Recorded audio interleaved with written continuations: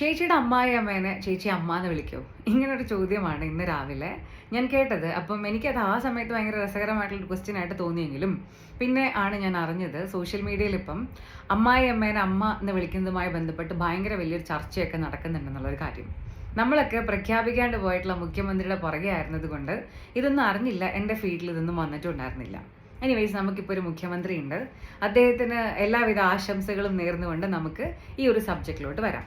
അപ്പം ഇത് തുടങ്ങിയത് നടനും BJP ലീഡറും ഒക്കെ ആയിട്ടുള്ള കൃഷ്ണകുമാറിന്റെ മകൾ ദിയ കൃഷ്ണ ഒരു വീഡിയോ ചെയ്തിട്ട് ആ വീഡിയോയ്ക്കകത്ത് കുറച്ച് കാര്യങ്ങളൊക്കെ പറഞ്ഞത് കൂടെയാണ്. ഞാൻ ആ വീഡിയോ പോയി കണ്ടു.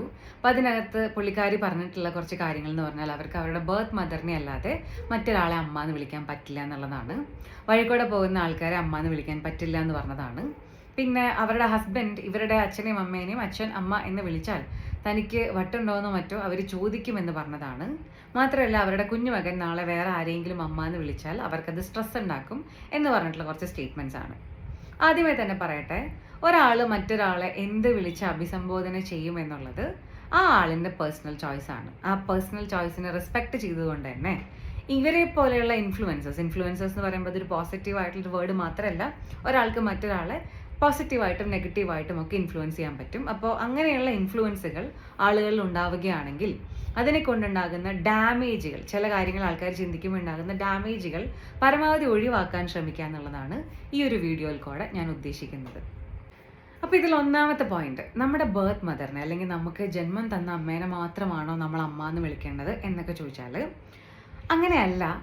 കർമ്മം കൊണ്ട് കൂടിയാണ് ഒരാൾ അമ്മയാവുന്നതെന്നാണ് എനിക്ക് മനസ്സിലായിട്ടുള്ളത്. എൻ്റെ പേഴ്സണൽ ലൈഫിൽ ഞാൻ അങ്ങനത്തെ ഒരുപാട് എക്സ്പീരിയൻസുകൾ അല്ലെങ്കിൽ എക്സാമ്പിൾസ് ഒക്കെ കണ്ടിട്ടുണ്ട്. അപ്പം എനിക്ക് സ്കൂളിൽ പഠിക്കുന്ന സമയത്ത് ഒരു സുഹൃത്തുണ്ടായിരുന്നു. ഈ കുട്ടിയുടെ അമ്മ വളരെ ചെറിയ പ്രായത്തിൽ തന്നെ മരിച്ചു പോയിട്ടുള്ളതാണ്. അപ്പം അവളുടെ അച്ഛൻ രണ്ടാമത് അവരുടെ ജീവിതത്തിലോട്ട് കൊണ്ടുവന്ന ആ അമ്മ ഇല്ലായിരുന്നെങ്കിൽ, അതായത് രണ്ടാനമ്മ എന്ന് പറയുന്ന ഒരാളില്ലായിരുന്നെങ്കിൽ അവരുടെ ജീവിതമൊക്കെ എത്ര താറുമാറായി പോയേനെ, എൻ്റെ ലൈഫൊക്കെ മൊത്തത്തിൽ നശിച്ചു പോയെന്നൊക്കെ ഈ കുട്ടി വളരെ ഗ്രേറ്റ്ഫുൾ ആയിട്ട് സംസാരിക്കുന്നത് ഞാൻ കേട്ടിട്ടുണ്ട്. കാരണം അത്രയും മാത്രം സ്നേഹമാണ് ഇവരുടെ ജീവിതത്തിലോട്ട് രണ്ടാമത് വന്ന അമ്മ അവർക്ക് കൊടുത്തിട്ടുള്ളത്. അത്രയും കരുതലും സ്നേഹത്തിലുമാണ് അവരെ വളർത്തിയത്. അവരെല്ലാം വളരെ സക്സസ്ഫുള്ളൊക്കെ ആയിട്ട് ജീവിച്ചുകൊണ്ടിരിക്കുന്നു. രണ്ടാമത്തെ ഒരു ഇൻസിഡൻ്റ് എന്ന് പറഞ്ഞാൽ വേറെ ഒരു സുഹൃത്ത്, ഈ സുഹൃത്തിൻ്റെ അച്ഛനും അമ്മയും ഈ കുട്ടി വളരെ കുഞ്ഞായിരിക്കുന്ന സമയത്ത് തന്നെ ഗ്രാൻഡ് പാരൻസിൻ്റെ അടുത്ത് കൊണ്ടാക്കി അവരുടെ പേഴ്സണൽ ലൈഫും ഒക്കെ ആയിട്ട് ജീവിച്ചിട്ടുള്ള ആൾക്കാരാണ്. എത്രയൊക്കെ തിരക്കുകൾ ഉണ്ടെന്ന് പറഞ്ഞാലും ഈ കുട്ടി കുഞ്ഞു പ്രായം തൊട്ട് ഗ്രാജുവേഷനൊക്കെ കഴിയുന്നത് വരയ്ക്കും ഗ്രാൻഡ് പാരൻസിൻ്റെ കൂടെയാണ് വളർന്നത്. അതുകൊണ്ട് തന്നെ ഈ മാതൃവാത്സല്യം എന്നൊക്കെ പറയുന്ന ഒരു കാര്യം ഇല്ലാത്തതിൽ അവൾക്ക് ഒരുപാട് ദുഃഖം ഉണ്ടായിരുന്നു. ആൻഡ് ഈ ഒരു കാര്യം ഈ കുട്ടിക്ക് ജീവിതത്തിൽ കൊടുത്തത് പിൽക്കാലത്ത് ഇവളുടെ ഹസ്ബൻഡിൻ്റെ അമ്മയൊക്കെയാണ്. അപ്പോൾ അതും വളരെയധികം സ്നേഹത്തിൽ, ഒരു അമ്മയുടെ സ്നേഹം എനിക്ക് ഒരുപാട് കാലം കിട്ടാണ്ട് പോയിട്ടുണ്ട് എന്നൊക്കെ ഈ കുട്ടിയും സംസാരിക്കുന്നത് ഞാൻ കേട്ടിട്ടുണ്ട്. സോ മാതൃവാത്സല്യം എന്നൊക്കെ പറയുന്ന അല്ലെങ്കിൽ ഒരു അമ്മ എന്ന് പറയുന്ന ആ ഒരു കോൺസെപ്റ്റ് എന്നൊക്കെ പറയുന്നത് കുറേയൊക്കെ ആളുകൾ അവരുടെ കർമ്മം കൊണ്ടും കൂടെ ചെയ്ത് സ്നേഹം കൊണ്ടും കൂടെയൊക്കെ ചെയ്ത് ഫലിപ്പിക്കുന്ന ഒരു കാര്യമാണ്. അതുകൊണ്ട് ജന്മം നൽകിയിട്ടുള്ള ഒരാളുടെ മാത്രം ആണ് നമ്മൾ അമ്മ എന്ന് വിളിക്കാൻ പാടുള്ളൂ എന്ന ഒരു കോൺസെപ്റ്റിൽ ആരെങ്കിലും ഇരിക്കുന്നുണ്ടെങ്കിൽ അങ്ങനെ ചെയ്തുവിടാമെന്നാണ്, അല്ലെങ്കിൽ അങ്ങനെ നമ്മൾ ഭയങ്കര ഇടുങ്ങിപ്പോകരുത് എന്നുള്ളൊരു റിക്വസ്റ്റ് എനിക്കുണ്ട്. At the end of the day ഇതേക്കാൻ വേറൊരാളുടെ താല്പര്യമാണ്. ഇപ്പം എൻ്റെ ഒരു സ്വന്തം എക്സാമ്പിൾ പറയുകയാണെങ്കിലും ഇപ്പോഴത്തെ എൻ്റെ ഒരു പ്രായം മെച്യൂരിറ്റി ഒക്കെ വെച്ചിട്ട് ഞാൻ ചിന്തിക്കുമ്പം എനിക്ക് ജനിച്ചിട്ടില്ലാത്തൊരു കുട്ടീനെ സ്നേഹിക്കാനുള്ളൊരു കഴിവൊക്കെ ഉണ്ട്. അതിനെ സ്വന്തം കുട്ടീൻ്റെ പോലെ കണ്ട് സ്നേഹിക്കാനുള്ളൊരു കഴിവുണ്ടെന്നും ആ കൊച്ച് എന്നെ നാളെ അമ്മ എന്ന് വിളിച്ചാൽ അത് വളരെ സന്തോഷത്തോടു കൂടി തന്നെ ഞാൻ സ്വീകരിക്കും എന്നുള്ളതൊക്കെയാണ് എനിക്ക് ചിന്തിക്കാനും പറയാനായിട്ടുള്ളത്. ഇനി രണ്ടാമത്തെ കാര്യം, അമ്മായി അമ്മേനെ അമ്മ എന്ന് വിളിക്കൂ എന്നുള്ളൊരു ചോദ്യം. അൺഫോർച്ചുനേറ്റ്ലി എനിക്കൊരു അമ്മായിയമ്മ ഇല്ല. ബിക്കോസ് ഞാനിപ്പോഴും സിംഗിളായിട്ടിരിക്കുകയാണ്. അപ്പോൾ നാളെ എനിക്കൊരു അങ്ങനെ ഒരാൾ എൻ്റെ ലൈഫിൽ വരികയാണെങ്കിൽ 100% ഞാൻ അവരെ അമ്മ എന്ന് തന്നെയായിരിക്കും വിളിക്കുക. അതിൻ്റേതായിട്ടുള്ള ഒരുപാട് കാരണങ്ങളുണ്ട്. അപ്പോൾ ആദ്യം തന്നെ നമുക്കൊരു പാർട്ട്ണറിനെ കണ്ടുപിടിക്കുന്നത് തൊട്ടുള്ള കാര്യങ്ങളിലോട്ട് വരാം. അപ്പോൾ എൻ്റെ ലൈഫിലോട്ടൊരു പാർട്ട്ണർ കടന്നു വരികയാണെങ്കിൽ ആ ആൾ വളരെയധികം അണ്ടർസ്റ്റാൻഡിങ് ആയിരിക്കണം എന്നും പുള്ളിക്കാരൻ വളരെയധികം ഗ്രൗണ്ടഡ് ആയിട്ടുള്ളൊരു പേഴ്സൺ ആയിരിക്കണമെന്നും അതേപോലെ തന്നെ കുടുംബം, ചുറ്റുപാട് എന്നുള്ള വ്യവസ്ഥകളെ കുറിച്ചിട്ട് നല്ല ധാരണയുള്ള ഒരാളായിട്ടിരിക്കണമെന്നും ഒക്കെ എനിക്ക് ആഗ്രഹമുണ്ട്. അപ്പോൾ ഒരു വ്യക്തി അങ്ങനെ വരികയാണെന്നുണ്ടെങ്കിൽ സ്വാഭാവികമായിട്ടും ആ വ്യക്തി അങ്ങനെ ആയതിന് പുറകിൽ ആ ആളിനെ വളർത്തിയ വ്യക്തികളുടെയും കൂടെ കഴിവും അല്ലെങ്കിൽ കരുതലും ഒക്കെ ഉണ്ടാവാൻ ചാൻസ് ഉണ്ടല്ലോ. അപ്പം ഇങ്ങനൊരു വ്യക്തി നമ്മുടെ ജീവിതത്തിലോട്ട് കടന്നു വരുമ്പോൾ സ്വാഭാവികമായിട്ടും നമ്മൾ ഗ്രേറ്റ്ഫുൾ ആയിരിക്കുമല്ലോ. അപ്പോൾ ആ ഗ്രേറ്റ്ഫുൾനെസ് എന്ന് പറയുന്നതിൻ്റെ ഒരു വിഹിതം ഇദ്ദേഹത്തിൻ്റെ അമ്മയ്ക്കും കൂടെയാണല്ലോ പോകുന്നത്. അപ്പോൾ അത് ആ ഒരു റെസ്പെക്റ്റിൽ ഉറപ്പായിട്ടും ആ ആളിനെ അമ്മായിയമ്മ എന്ന് പറയുന്ന വ്യക്തിനെ അമ്മ എന്ന് തന്നെയാണ് നമ്മൾ വിളിക്കേണ്ടത് എന്നാണ് എനിക്ക് പേഴ്സണലി പറയാനുള്ളത്. എൻ്റെ ലൈഫിൽ ഞാൻ അങ്ങനെയായിരിക്കും ചെയ്യാനായിട്ട് പോകുന്നത്. ആൻഡ് എന്താ പറയുക, ഇപ്പം at the end of the day അമ്മായിയും എന്നെ അങ്ങനെ വിളിച്ചുവിടുക എന്ന് പറയുന്നത് വരയ്ക്കും ഞാൻ അങ്ങനെ തന്നെയായിരിക്കും വിളിക്കാനായിട്ട് ഉദ്ദേശിക്കുന്നത്. ഇനി ചില ആൾക്കാരൊക്കെ ഈ ഒരു ടോപ്പിക്കിൽ ഒരു ഡിസ്കഷനൊക്കെ നടത്തിക്കൊണ്ടിരിക്കുന്ന സമയത്ത് ചിലരൊക്കെ പറഞ്ഞ ഒരു സംഗതി എന്താണെന്ന് വെച്ചാൽ, അവരെ അങ്ങനെ വിളിക്കാനായിട്ട് മനസ്സ് വരാത്തതും കോൺഫ്ലിക്റ്റുകളെ കുറിച്ചിട്ടൊക്കെയാണ്. അപ്പോൾ എൻ്റെ ഒരുപാട് സുഹൃത്തുക്കൾ, കല്യാണം കഴിഞ്ഞിട്ടുള്ള സുഹൃത്തുക്കളൊക്കെ എന്നോട് വന്നിട്ട് പറയാറുണ്ട്, ദയവ് ചെയ്ത് കല്യാണം കഴിക്കരുത്, അങ്ങനെ ചെയ്താൽ അങ്ങനെ അവരുടെ കൂടെ താമസിക്കരുത് എന്നൊക്കെ പറയാറുണ്ട്. സോ ഇപ്പോൾ ഇവരുടെ ഈ ഒരു പ്രോബ്ലംസ് ഒക്കെ കേൾക്കുമ്പോഴത്തേക്ക് ഓഫ് കോഴ്സ് നമുക്ക് അവർ ആശ്വാസം കൊടുക്കാമെന്നുള്ളൊരു സാഹചര്യത്തിലാണ് നമ്മൾ നിൽക്കുന്നത്. അങ്ങനെയൊക്കെ ആണെങ്കിലും കൂടി ഞാൻ മനസ്സിലാക്കുന്നത് ഇവർക്ക് ഇവരുടെ പാർട്ട്ണറിനോട് ഭയങ്കരമായിട്ടുള്ള സ്നേഹവും കാര്യങ്ങളൊക്കെ ഉണ്ട്. പക്ഷേ ഈ ഒരു ഇപ്പം അവരൊരു ലവ് മാരേജ് ആണ് കഴിച്ചിട്ടുള്ളതെങ്കിൽ പോലും ഇവർ സ്നേഹത്തിനപ്പുറത്ത് ഈ ഒരു വിവാഹമൊക്കെ കഴിഞ്ഞിട്ട് ഇൻലോസിൻ്റെ കൂടെയൊക്കെയുള്ളൊരു ജീവിതത്തിൽ കോൺഫ്ലിക്റ്റ് മാനേജ്മെൻറ്റ് എന്ന് പറയുന്ന ഒരു കാര്യം കൂടി ഉണ്ടാകും എന്ന വസ്തുത തീരെ മൈൻഡ് ചെയ്തില്ലെന്നാണ് ഞാൻ മനസ്സിലാക്കിയത്. അപ്പം നമ്മുടെ ജീവിതത്തിൽ നമ്മൾ വേറൊരു വീട്ടിലോട്ട് പറിച്ചു നടപ്പെടുമ്പം അത് കംപ്ലീറ്റ്ലി ഡിഫറെൻ്റ് ആയിട്ടുള്ളൊരു ഹയറാർക്കിയിൽ ജീവിച്ചിട്ടുള്ള ഒരു ഫാമിലിയിലോട്ടായിരിക്കും നമ്മൾ പോകുന്നത്.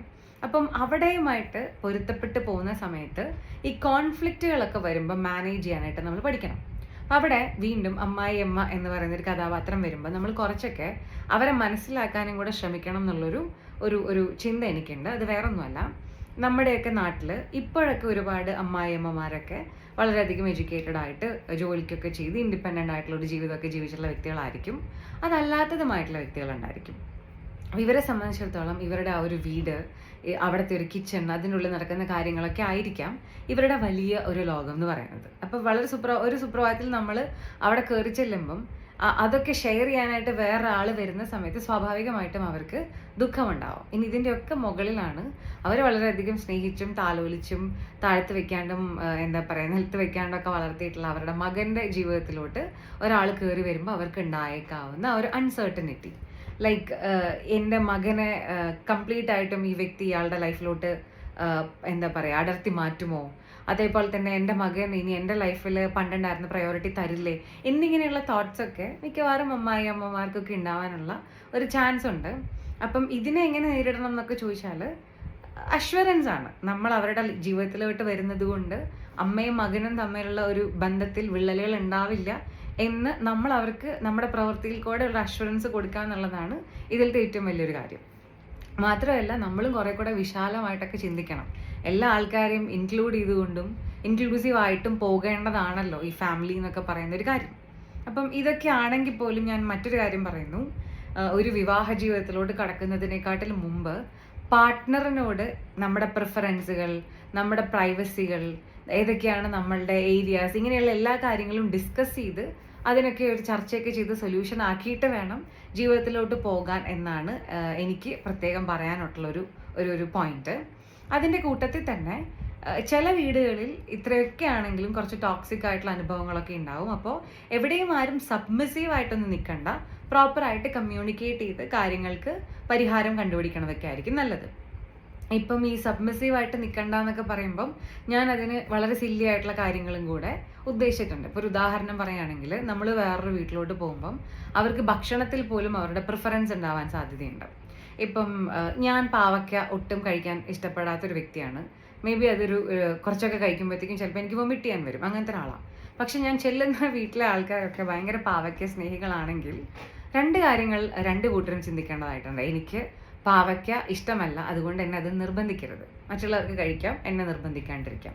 അതേപോലെ തന്നെ എനിക്കിഷ്ടമല്ലാത്തത് കൊണ്ട് ആ വീട്ടിൽ ഇനി മേലാൽ പാവയ്ക്ക പാടില്ല എന്നുള്ളൊരു കാര്യം ഞാനും ചിന്തിക്കരുത്. സോ ഇതൊക്കെ അണ്ടർസ്റ്റാൻഡിങ്ങിൽ പോകേണ്ടുന്നൊരു കാര്യമാണ്. അപ്പം ഇങ്ങനെയുള്ള കാര്യങ്ങളൊക്കെ വ്യക്തമായി കമ്മ്യൂണിക്കേറ്റ് ചെയ്ത് മുന്നോട്ട് പോകുക എന്നുള്ളതാണ് കുഞ്ഞു കുഞ്ഞു സ്ഥലങ്ങളിലും അടികളും ഇടികളും ഒക്കെ ഒഴിവാക്കാനായിട്ട് ചെയ്യാൻ പറ്റുന്ന ഒരു കാര്യം. ഇനി ടോക്സിസിറ്റിയുടെ കേസ് പറയുകയാണെങ്കിൽ, ഇൻലോസ് വളരെ ഭീകരമായിട്ട് പ്രൈവസിയിലേക്ക് ഇടിച്ചു കയറുന്നതിനെ കൊണ്ട് പ്രശ്നങ്ങളൊന്നും ഉണ്ടാക്കാണ്ടിരിക്കണം എന്ന ഉദ്ദേശത്തിൽ സ്വന്തം നാടും വീടും അതിൻ്റെ കംഫർട്ടൊക്കെ വിട്ട് വിദേശത്തോട്ടൊക്കെ പോയിട്ടുള്ള കുറേ പേരെയൊക്കെ നമുക്കറിയാം. ഇപ്പോൾ ഉദാഹരണമൊക്കെ പറയുകയാണെങ്കിൽ ഒരു കപ്പിളിനോട് വിവാഹത്തിന് ശേഷം അവരുടെ റൂം പൂട്ടിയിട്ട് വിടുക, ലോക്ക് ചെയ്ത് വിടുക, ജനലുകളൊക്കെ തുറന്നിടണം പോലെയുള്ള വളരെ എന്താ പറയുക, അവരുടെ പ്രൈവസിനെ ഭയങ്കരമായിട്ട് ബാധിക്കുന്ന നിബന്ധനകളൊക്കെ വെച്ചിട്ടുള്ള ഇൻലോസ് ഉണ്ട്. അപ്പം ഇതിൻ്റെ ഉള്ളിൽ ഇതൊരു ചെറിയ കാര്യം, ഇതിൻ്റെ ഉള്ളിൽ ഒരുപാട് പ്രോബ്ലംസ് ഉണ്ടാക്കരുത് എന്ന് കരുതിയിട്ട് ഇവർക്ക് പുറത്ത് പോകേണ്ടി വന്നു. അതാകുമ്പോൾ സ്നേഹം നിലനിൽക്കുമല്ലോ എന്നൊക്കെ പറഞ്ഞിട്ടുള്ള ആൾക്കാരുണ്ട്.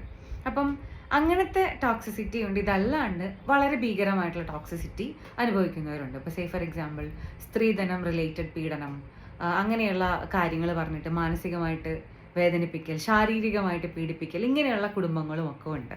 അപ്പം അങ്ങനത്തെ വീടുകളിലൊക്കെ ഉള്ള ആളുകളെ നമുക്ക് ബഹുമാനിക്കാനോ സ്നേഹിക്കാനോ ഒക്കെ പറ്റിക്കൊള്ളണമെന്ന് നിർബന്ധമൊന്നുമില്ല. അപ്പം അങ്ങനെയുള്ള സ്ഥലങ്ങളിൽ നിന്ന് പെട്ടിയും കിടക്കുകയൊക്കെ എടുത്തിട്ട് മാറിപ്പോകുന്നതും അവനവൻ്റെ സമാധാനം, ശാരീരികവും മാനസികവുമായിട്ടുള്ള ആരോഗ്യം കീപ്പ് ചെയ്യേണ്ടതും ഇമ്പോർട്ടൻ്റ് ആണെന്ന് തന്നെയാണ് എൻ്റെയും പക്ഷം. സോ എല്ലാം ഇരിക്കുന്നത് കുറേയൊക്കെ സ്നേഹത്തിലും കുറേയൊക്കെ കോൺഫ്ലിക്റ്റ് മാനേജ്മെൻറ്റിലും കുറേ അധികം എന്താ പറയുക അണ്ടർസ്റ്റാൻഡിങ്ങിലും അതുപോലെ തന്നെ കമ്മ്യൂണിക്കേഷനിലും ഒക്കെയാണ്. ഇതൊക്കെ നിൽക്കുമ്പോഴും നമ്മുടെയൊക്കെ ഒരു കൾച്ചർ എന്ന് പറയുന്നത് വളരെയധികം എന്താ പറയുക റെസ്പെക്റ്റ് ചെയ്യപ്പെടുന്ന ഒരു കൾച്ചറാണ് നമ്മുടെ നാട്ടിൽ. നമ്മൾ ഫാമിലിക്ക് അത്രയും ഇമ്പോർട്ടൻസ് കൊടുക്കുന്നതുകൊണ്ടാണ് വലിയൊരു ശതമാനം ജനങ്ങളും ഇവിടെ സക്സസ്ഫുൾ ആയിട്ടിരിക്കുന്നതും എല്ലാവർക്കും പരസ്പരം അങ്ങോട്ടും ഇങ്ങോട്ടൊക്കെ സപ്പോർട്ടൊക്കെ ഉള്ളതും. സോ അമ്മമാരുടെ വാത്സല്യവും സ്നേഹവും ഒക്കെ നമുക്ക് തരുന്ന, നമ്മൾ വളരെയധികം സ്നേഹിക്കുന്ന ആൾക്കാർക്ക് ജന്മം തന്നിട്ടുള്ള ആൾക്കാരെയൊക്കെ അമ്മ എന്ന് തന്നെ വിളിക്കുന്നതാണ് കുറെ കൂടെ നല്ലത്. അല്ലെങ്കിൽ അതാണ് അതിൻ്റെ ഒരു നല്ല രീതി എന്നൊക്കെയാണ് എനിക്ക് പേഴ്സണലി തോന്നുന്നത്. ഇപ്പം എന്തൊക്കെ പറഞ്ഞാലും അതൊക്കെ ഒരാളുടെ പേഴ്സണൽ ചോയ്സാണ്. അപ്പം നിങ്ങൾക്ക് പേഴ്സണൽ ചോയ്സുകൾ സ്വീകരിക്കാം. നിങ്ങളുടെ വീട്ടിലുള്ള ആളുകളുമായി ഡിസ്കസ് ചെയ്തിട്ട് അവരെന്ത് വിളിക്കണം വിളിക്കണ്ട എന്ന തീരുമാനമൊക്കെ എത്താം. എനിവേയ്സ്, അമ്മ എന്ന് പറയുന്നത് സ്നേഹത്തിൻ്റെ ഒക്കെ ഒരു പര്യായമായിട്ടുള്ളൊരു വ്യക്തിയാണ്. അപ്പം ആ സ്നേഹം നമുക്ക് ആരൊക്കെ തരുന്നോ, അല്ലെങ്കിൽ ആ ഒരു കൺസിഡറേഷൻ വാത്സല്യമൊക്കെ ആരൊക്കെ തരുന്നോ അവരെയൊക്കെ അമ്മ എന്ന് വിളിക്കുന്നതിൽ യാതൊരു തെറ്റുമില്ല എന്നുള്ളതാണ് എൻ്റെ പക്ഷം.